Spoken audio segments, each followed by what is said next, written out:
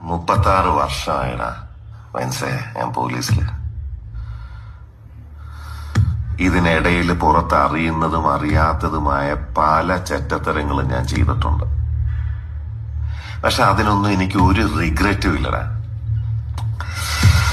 2 ദിവസം കഴിഞ്ഞ് ഞാൻ ഡിപ്പാർട്ട്മെന്റിൽ നിന്ന് റിട്ടയറായി DYSP മെഡലും വാങ്ങി ഇറങ്ങുമ്പോ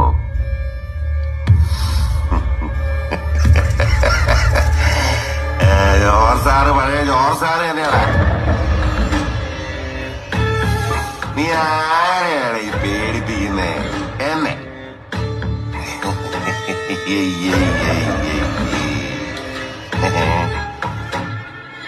നിന്നെ കാണാൻ ജോർജ് സാർ ഇവിടെ വന്നിട്ടുണ്ട്.